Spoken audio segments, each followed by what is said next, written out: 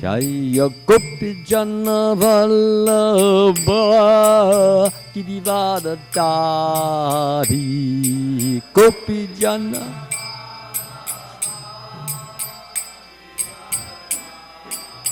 Yasodhanandana Vijayana Ranjana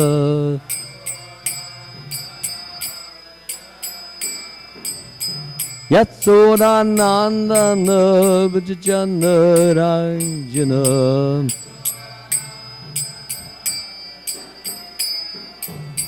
Yamuna Tira Vanachari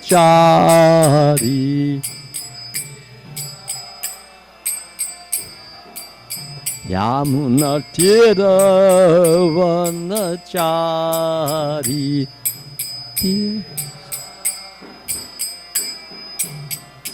Jaya Radha Madhava Kunja Bihari Jaya Radha Madhava Kunja Bihari Jaya Radha Madhava Kunja Bihari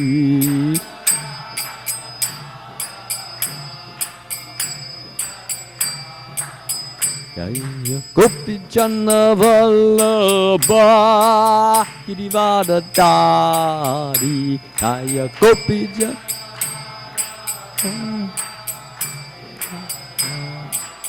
Jaya Gopi Jana Vallabha Girivada Dari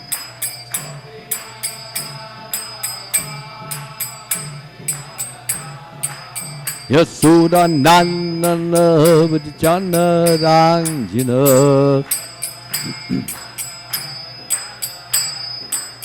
Yasodhanandana Vijayana Ranjana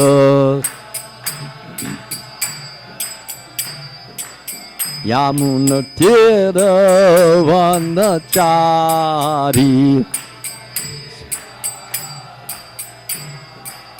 Yamuna Tira Vanachari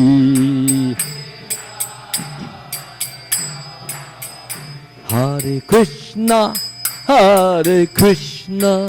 Krishna Krishna Hare Hare Hare Rama Ramu Ramu Hare Hare Hare Krishna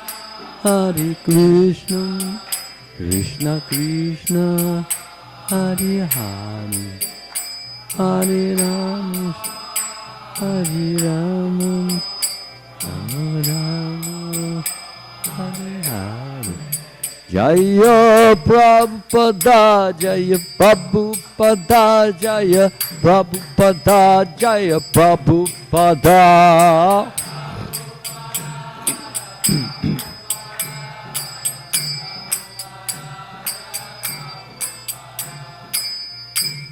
Jayam Vishnupad Paramahansa Parivrajaka Astatar Satashri Srimad His Divine Grace A.C. Bhaktivedanta Swami Srila Prabhupada Ki ISKCON founder Acharya Srila Prabhupada Ki Jai Jayam Vishnupad Paramahansa Parivrajaka Astatar Satashri Srimad His Divine Grace Srila Bhakti Siddhanta Saraswati Goswami Maharaj Ki Jai.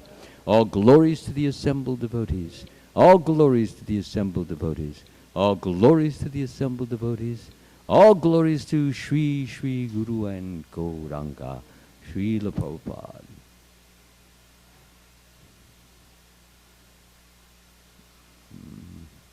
Sure.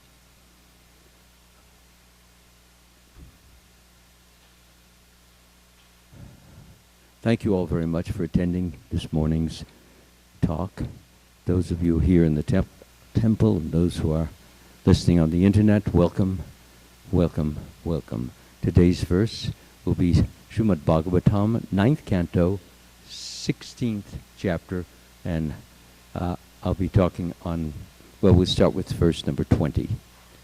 Om Namo Bhagavate Vasudevaya. Om Om Namo Bhagavate Vasudevaya.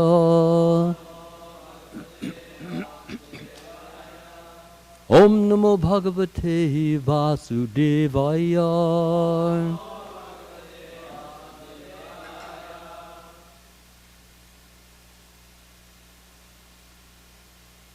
I will be doing the translations of a few of the verses only, and then I will come to the, I believe it's the 21st, in which we will, excuse me, not the 21st, but the 23rd, in which we will all chant together. So going to the translation of verse number 20. Thereafter Parashurama joined his father's head to the dead body, and placed the whole body and head upon kusha grass. By offering sacrifices, he began to worship Lord Vasudeva, who is the all-pervading supersoul of all the demigods and of every living entity. So here we have the head of Jamadagni. It has been severed by the sons of Kartavirya Arjuna in retaliation or in reprisal for Parshuram killing their father, Kartavirya Arjuna. So now Jamadagni, the father, at this moment has no head. Next verse, number 21, translation. After completing the sacrifice, Lord Parashuram gave the eastern direction to the Hota as a gift, the south to the Brahma, the west to the Advaryu, the north to the Udgata, and the four corners, northeast, southeast, northwest, and southwest, to the other priests. These are all priests, names of different priests who have different functions in the sacrifice. He gave the middle to Kashyapa, and the place known as Aryavata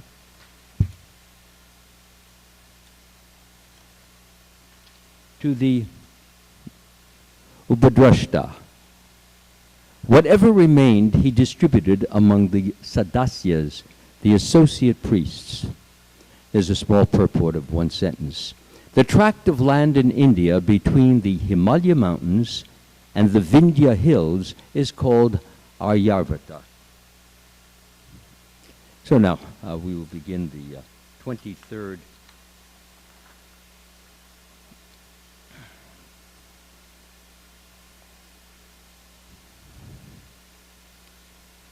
Tata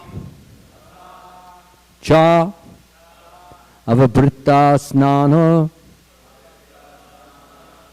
Viduta Ashesha Kilbatsaha Sarastvatyam Mahanadyam Vyabraha. Did I miss a word? Oh, Mahanadyam. Is that it? Mahanadyam Parashur. So? Reje, yeah. Reje. Thank you. Vyabraha Iva Amshuman Tatascha Snanam Vidutas Shesha Kilbisha Sarasvatam Mahanadyam Rejevya Braha Ivam Shuman Tatashchava Brita Snana Viduta Shesha Kilbisa Sarasvatyam Mahanadyam Rejevya Braha Ivam Shumam Tatashcha Vabrata Snana Vidutta Shesha Kilbasaha Sarasvatyam Mahanadyam Rejevyabra Ivam Shumam. Please chant.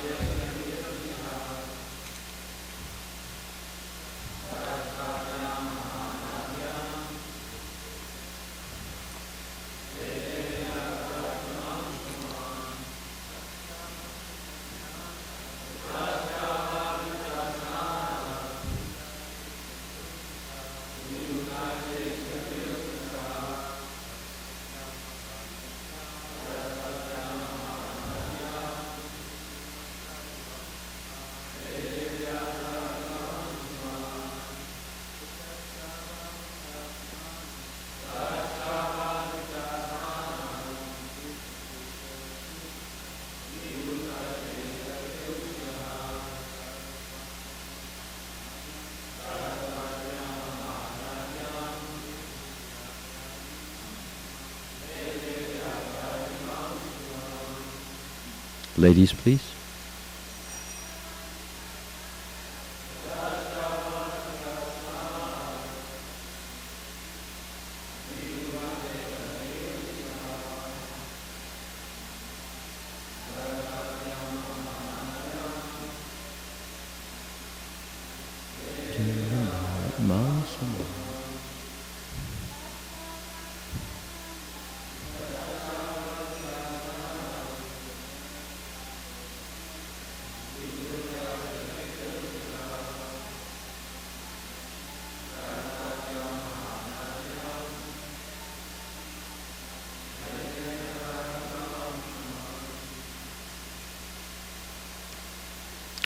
Tataha.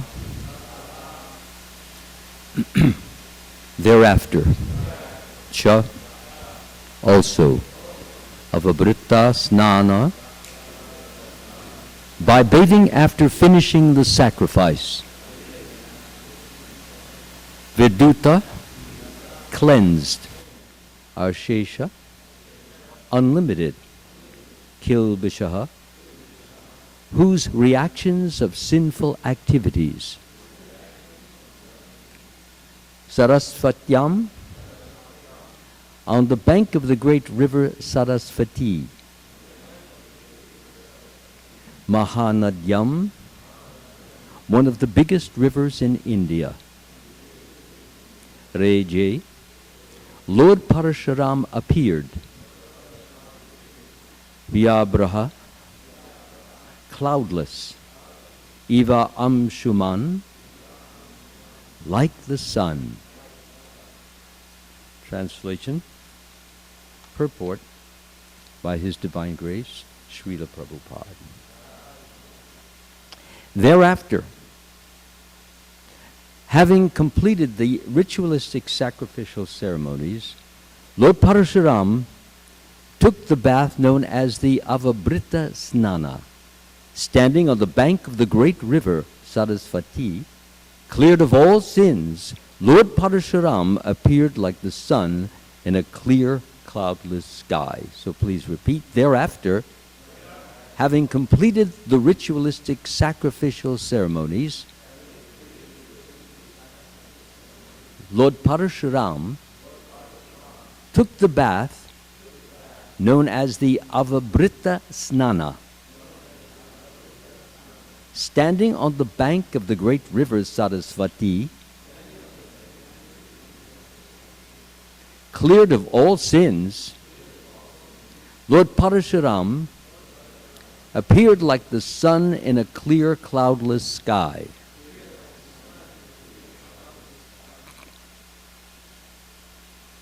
purport. As stated in Bhagavad Gita 3:9, Yagyarthat karmano nyatra loka yam karma bandhana, which means, quote, work done as a sacrifice for Vishnu has to be performed. Otherwise, work binds one to this material world. Karma bandhana refers to the repeated acceptance of one material body after another. The whole problem of life is this repetition of birth and death. Therefore, one is advised to work to perform yajna meant for satisfying Lord Vishnu. Although Lord Parashuram was an incarnation of the Supreme Personality of Godhead, he had to account for sinful activities. Anyone in this material world, however careful he may be, must commit some sinful activities even though he does not want to.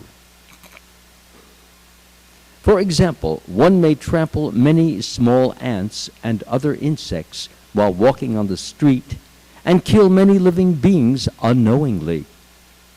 Therefore, the Vedic principle of Pancha Yajna, 5 kinds of recommended sacrifice, is compulsory. In this age of Kali, however, there is a great concession given to people in general. Yagyai Sankirtana Prayar Yajjanti hi Sumedasaha. That's from the Bhagavatam 11:532. We may worship Lord Chaitanya, the hidden incarnation of Krishna. Krishna Varnam Tvisha Krishnam. Although he is Krishna himself, he always chants Hare Krishna and preaches Krishna consciousness. One is recommended to worship this incarnation by chanting the Sankirtan Yajna. The performance of Sankirtan Yajna is a special concession for human society to save people from being affected by known or unknown sinful activities. We are surrounded by unlimited sins, and therefore it is compulsory that one take to Krishna consciousness and chant the Hare Krishna Maha Mantra. Om Agyana Timidandasya Gananjana Shalakaya Chakshud Unmaditam Yena Tasmai Shri Guruve Namaha. I was born in the darkness of ignorance, and my spiritual master opened my eyes with the torchlight of knowledge. I offer my humble obeisances at his lotus feet.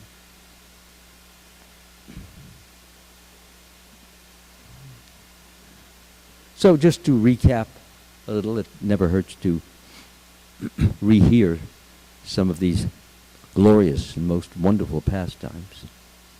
We go back a few verses, and it's very interesting that Revata, the wife of Jamadagni, went down to the river to fetch some water in a pot, and she noticed that there was a Gandharva, and he was frolicking with his girlfriends or wives or whatever. And he was obviously very attractive. Many Gandharvas are. They're attractive facially and in body. They also have very beautiful voices. They sing. Gandharva Loka is especially for those persons who like to sing all day, and they can sing mantras night and day. So she was there, and she glanced at him, and then glanced again, and glanced a little bit more. And she was just quite normal. She was a human being, and she became somewhat attracted.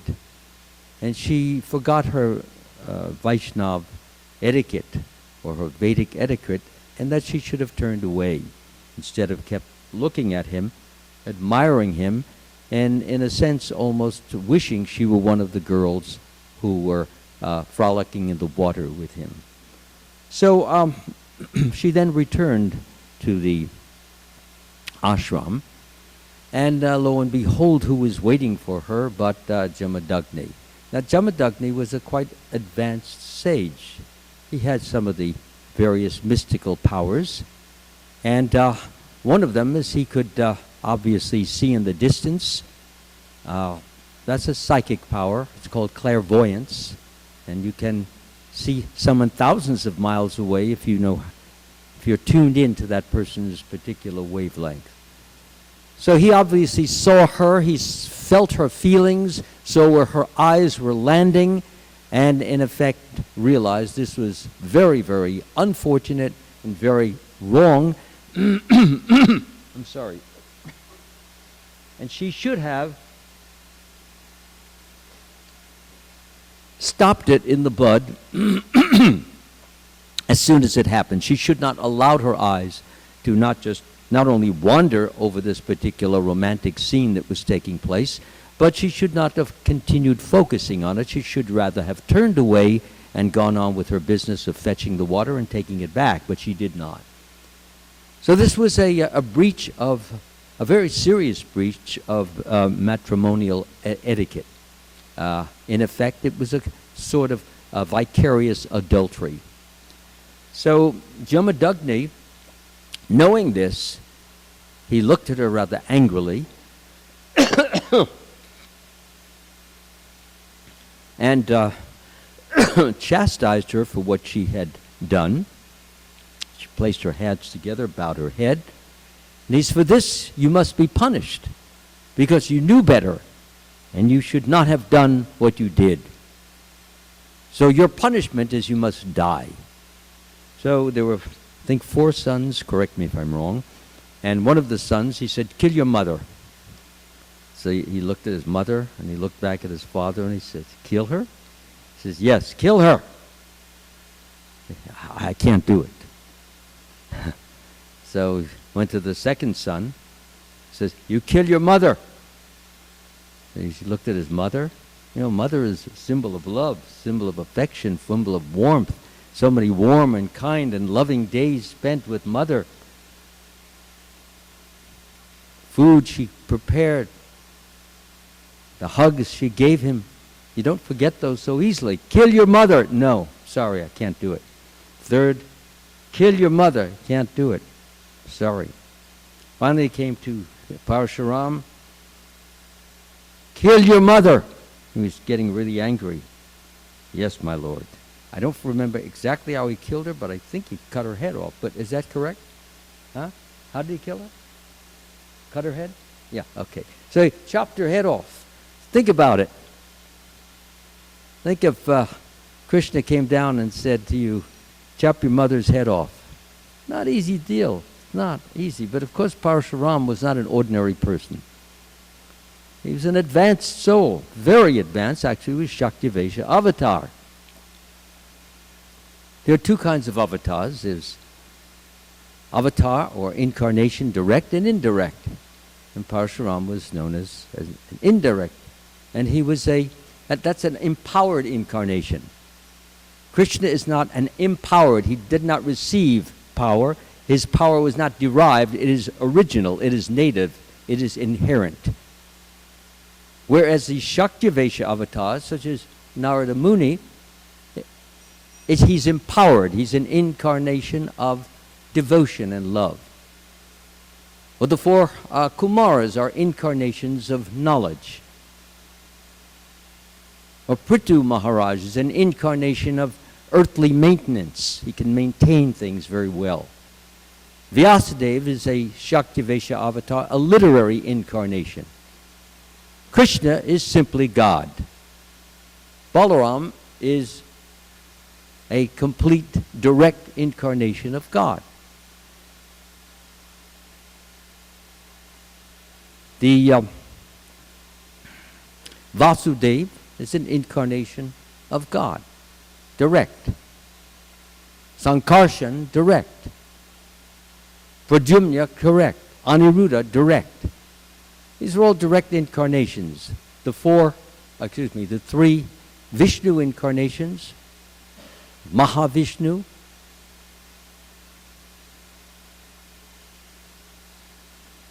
and Kshirodakshaya Vishnu. And what is the second one? Garbhodakshaya Vishnu. Second. These are all what are called direct incarnations of God. They have the full complement of Krishna's energy with slight differences. Krishna has 100%, and then Lord Vishnu has 96%. Then there's Lord Shiva, who's kind of a mixture of indirect and direct, and so forth. So therefore, different individuals, such as anyone here, might become very, very advanced and become empowered in some particular area. Empowered means you have a very special ability, special talent, or special power to do things in such an extraordinary way that most people could never even come near you. And such a person was Parashuram. He was empowered to kill evil, demoniac persons without the slightest compulsion, without any remorse. That was his job, to get rid of evil in the world. Whenever and wherever there is a decline in religious practice and a predominant rise of irreligion, Krishna says, at that time I descend myself, to deliver the pious and to annihilate the miscreants, as well as to re-establish the principles of religion.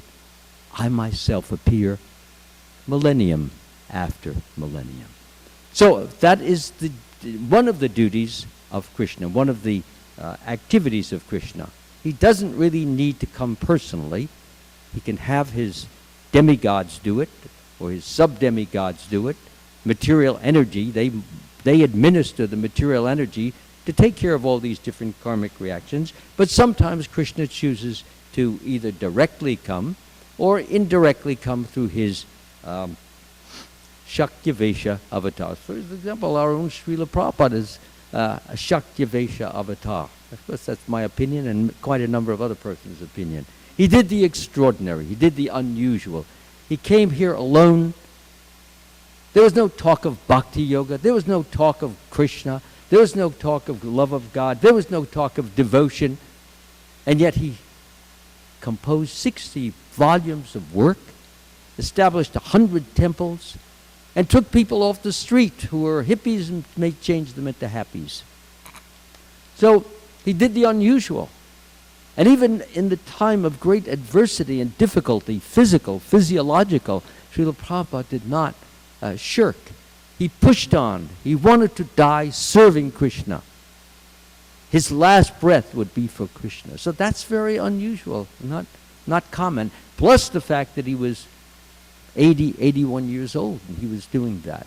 Plus there were quite a number of disorders, physical, which were going on, which he did not allow to affect him, disturb him, stop him from fulfilling his mission of spreading Krishna consciousness. A great soul like Srila Prabhupada realizes he's an eternal servant of Krishna. He loses interest in everything except serving Krishna. He's always thinking of Krishna. He's always trying to figure out new ways to spread the holy name of Krishna. And he understands that his only business is to spread the Krishna consciousness movement all over the world. Such a person should be understood to be an Uttama Adhikari. That's above Madhyama Adhikari and above Kanishta Adhikari. These are lower levels of Krishna consciousness. So Srila Prabhupada was on the Uttama level. And an Uttama Adhikari should be recognized and accepted as a spiritual master. So, coming back to the point, is that Parashuram, I should have mentioned that before he chopped off his mother's head, he did pray to his father and said, I would like to be able to ask one prayer, beg one prayer after I do this. The father said, okay. So after he chopped off his mother's head, and also he was requested to chop off his brother's head, all 4 brothers, I think, or 3 brothers were dead. Mother was dead. It was just a very bloody mess. So he then prayed to his father, who, as I said, had mystical powers, and said, please, please bring them back to life. Well, he brought them back to life, and the brothers were there, and the mother was there. So I simply wanted to bring this out. What is so important about this, we all can learn from it, is that Parashuram, he showed us how devotion to duty, especially when it comes from a highly advanced soul like his father was, is above and beyond all personal considerations. Parashuram simply put aside, yes, he loved his mother just as much as his brothers loved his mother. She treated him lovingly, kindly, sweetly. He could not forget these, yet devotion to duty, do or die. If I have to, as long as it has come from a higher source, a pure source, which is his father, Jagadagni, who became one of the seven predominant sages of those 7 stars that go around the pole star. Jagadagni became one. So, therefore, we will be asked, especially we have Marathon Christmas, we will be asked to do things, sometimes stay out later, sometimes work a little harder. And we have to be thinking that this is for the pleasure of Krishna. And Srila Prabhupada quotes that very verse, work done as a sacrifice for Vishnu must be performed. Otherwise, work causes bondage in this material world.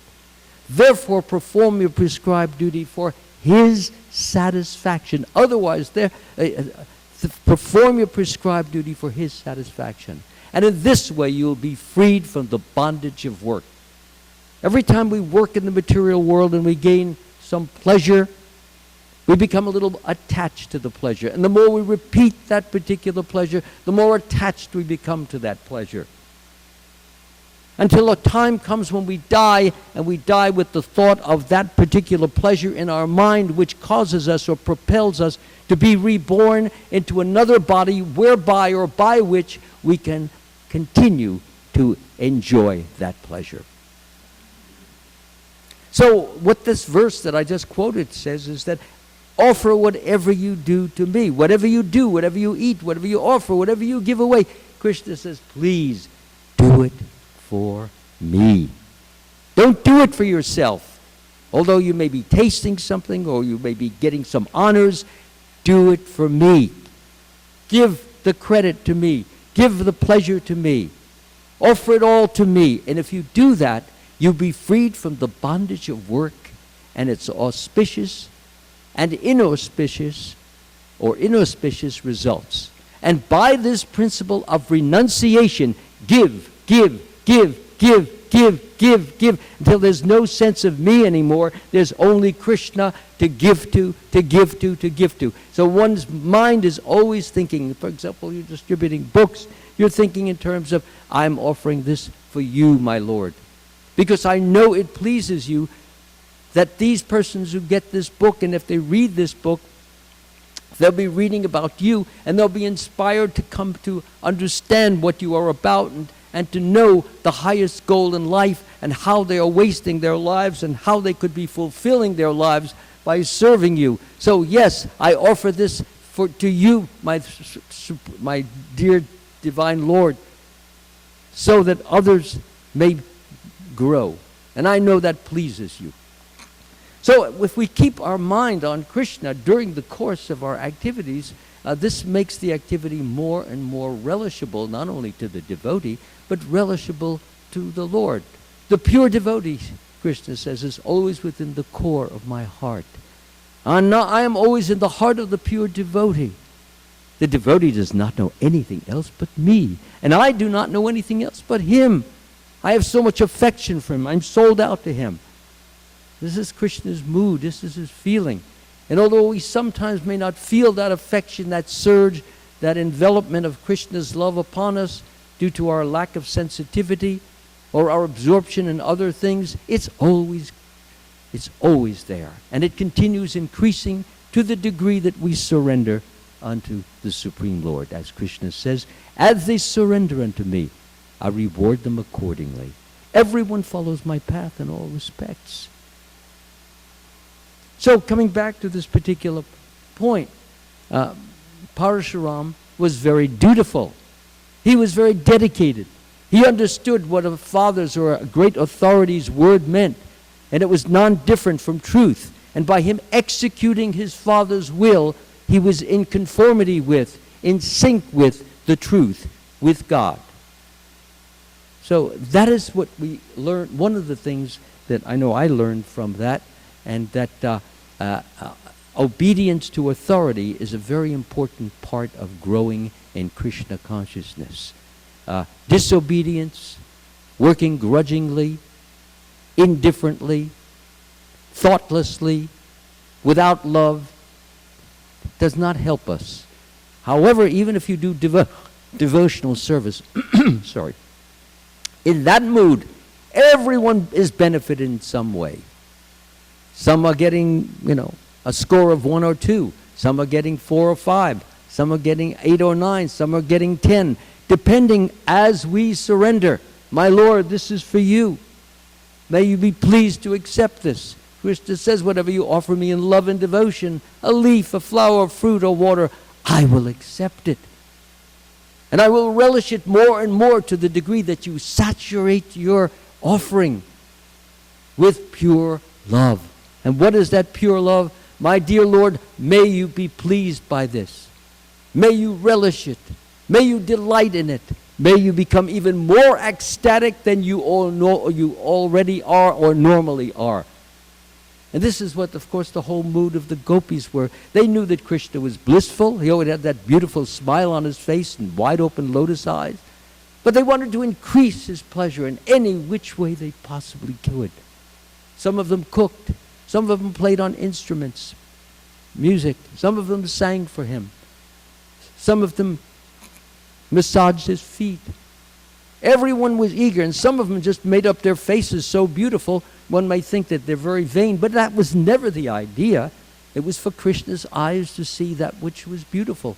He loved looking at them, and the more beautiful they could adorn themselves. Look, that they were pleased to see Krishna smile because he enjoys the beauty of their faces.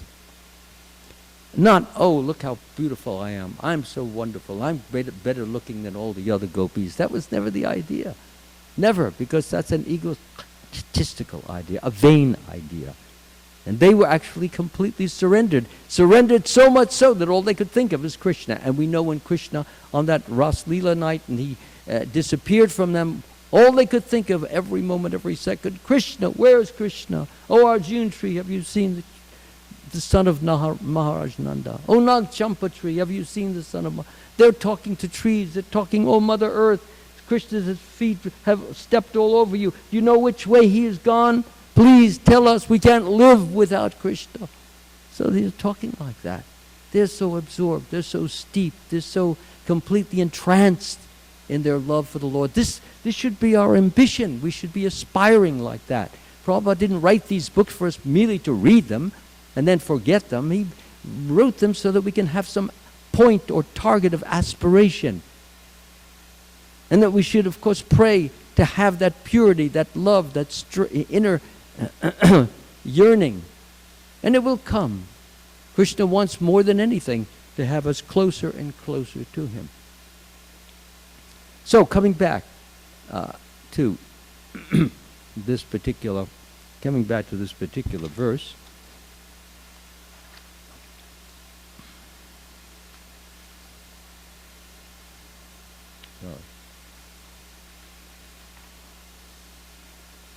So what happened in the course of activities? The sons of Kartavirya Arjuna, who was a big king, and who Parashuram killed, he had many sons, and those sons were filled with vengeance. They wanted to kill Parashuram, or if not kill him, then certainly kill he who was very dear to Parashuram, which is his father Jamadagni. And so one day Jamadagni was just sitting in meditation. His eyes were half open, half closed. His wife was nearby. And those sons of Kartavirya Arjuna entered with the full intention to just cut his head off. And she pleaded, Revata, her name was. She pleaded, please don't kill my husband. Please don't do this. I beg you, don't do this. They ignored her. They disregarded her. They couldn't care less about her pleading words. And so they just chopped his head off and left. So finally Parashuram, he came in and he found out what had happened.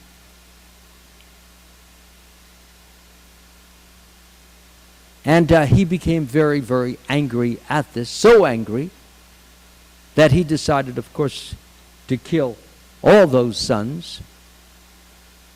He also decided that he would rid the world of evil, of the demons, of persons who were in violation of God's will. That this world would have to be cleansed. It would have to be purged. And it would have to become a better place to live in. Otherwise, people would just go around doing anything and everything they wanted, whimsically, independently, uncaringly, thoughtlessly, coldly. Didn't matter. As long as it satisfies my desire, that's all that counts. So that's what Parashuram wanted to do. So firstly, he wanted to restore the life of his father, and he performed a sacrifice. And in this sacrifice, which was successful, he then had his father's head put back onto the body, and his father came back to life. It's very good, nice when you have a son that powerful. If somebody kills you, your son, he just does a few nice mantras and brings you back to life. So this was the situation in this circumstance.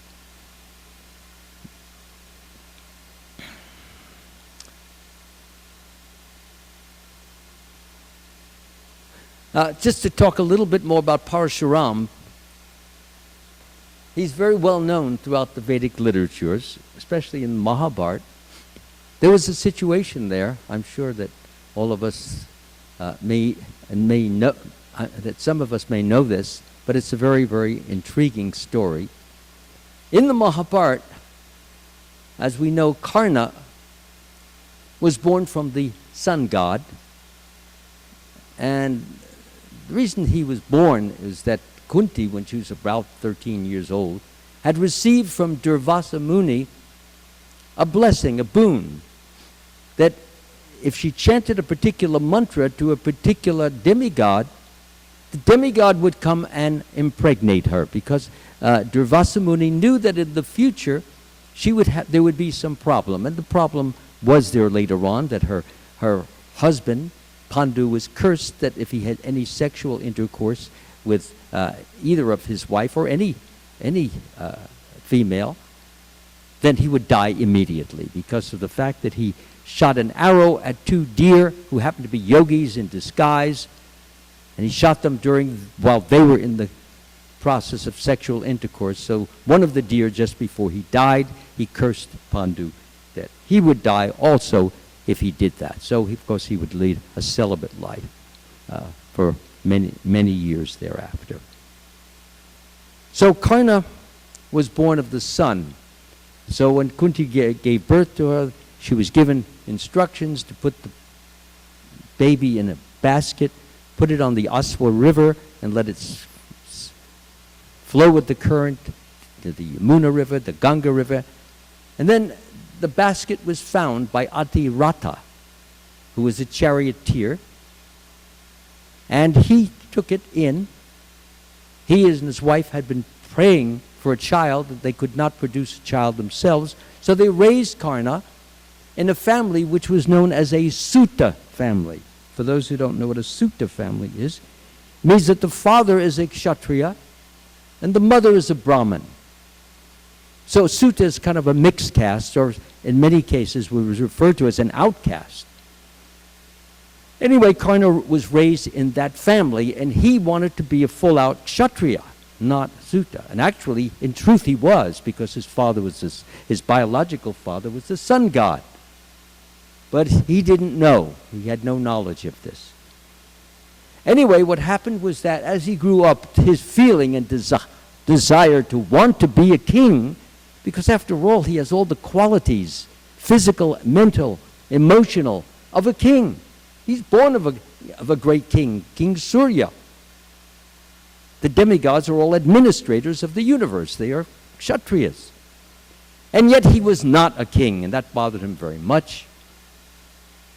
So he wanted to gain the weapons which would enable him to defeat any king. And he knew from Dronacharya, because he was in one of the archery class of Dronacharya, that Dronacharya knew those weapons, those mystical weapons, but would not teach. He would not teach them to Karna.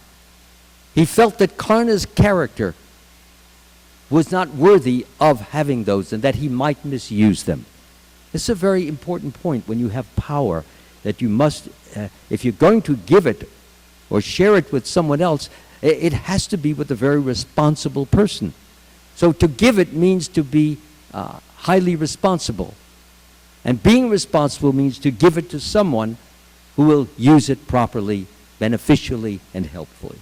So he refused to give it to Karna. Well, Karna was really upset. He was teed off. And he was determined to get some of those astras, like the Brahmastra. So he decided that he would find Parashuram. From whom Dronacharya got his, and Bhishmadev got his astras. So what he would do is he would pretend to be a Brahmin. He learned many of the Brahmins' mantras, and then he traveled up to high up in the mountains, Mahendra Mountains, I believe, where Parshuram, who had already retired from his killing business, and he begged the mercy of Parshuram to please accept him as a student, that he is and Parshuram says, "What is your caste?" And he said, "I'm a Brahmin." Well, he lied. And Parshuram said, "You're a Brahmin?" He says, "Yes, I'm a Brahmin." Of course, he had these big shoulders, what Brahmins generally are not built so well. I mean, he looked like he's one of these cover guys of muscle power. Big forearms, gigantic, had a hulking stride. So anyway, Parshuram, he served Parshuram very lovingly, very warmly, kindly. There wasn't anything he wouldn't do for Parshuram. So what happened was that one day, when they were out walking, Parshuram said, "I'm very tired. I'd like to just lie down, take a few winks, and then we can move on." So Karna sat down with his back against the trunk of a tree, and he crossed his legs, and Parshuram put his head on the legs or the lap, and what happened there is that he went to sleep. As he was sleeping, an insect crawled up on the thigh of Karna, and it had these sharp teeth. And it began to bore and bore and bore. Now, any human being would just say, "Ah, ah, ah!" He'd start screaming out. It would normally be extremely painful. But Karna just, grit his teeth. He didn't want to, another wonderful quality of Karna, he did not want to disturb the sleep of his master. He was willing to bear any and every kind of pain necessary, just so that his master would not be disturbed. So finally some blood started pouring down. The blood started pouring down his leg, and it started dripping on Parshuram's chin. And he woke up, and he looked around, he saw the blood dripping around. He says, "What's going on?" And he saw the insect. Immediately, just by his power, he killed that insect. And he looked at Karna, and he said, "How did you learn how to bear such pain? This is not the business of a Brahmin." So he says, "Well, I just did." He says, "You just did. Are you a Brahmin or are you something else?" Whoa. Are you a Brahmin? Well, I'm a what?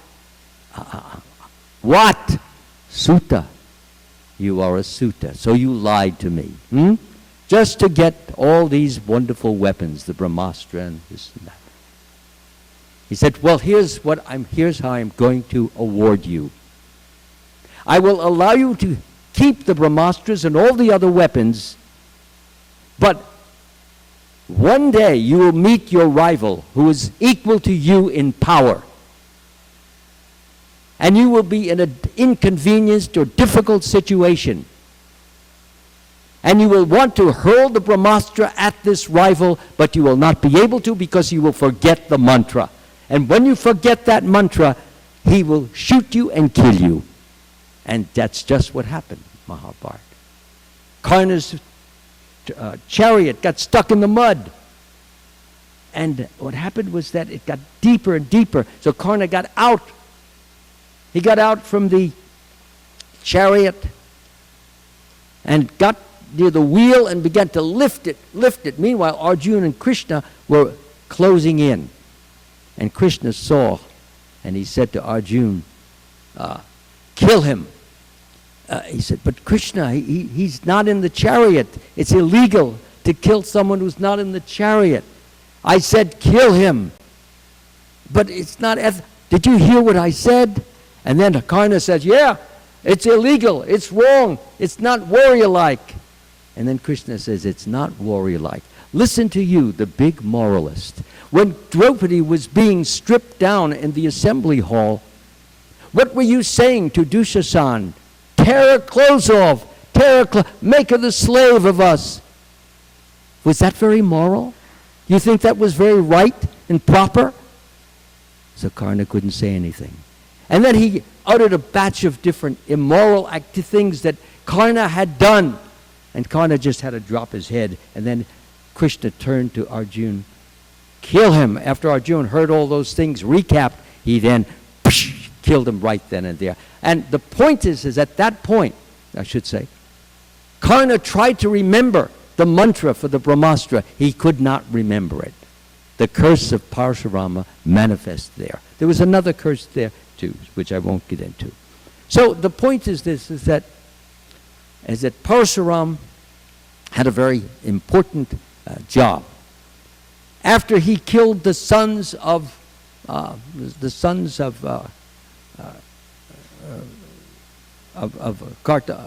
Virya Arjuna, he then began to kill all the Kshatriyas who are demoniac, who are evil, who are wrong, who are not following the Vedic principles, setting a bad example for the general public. Such a bad example that people were lying and stealing and cheating, hoodwinking. People were committing adultery, doing all and sundry things which went against the scriptures.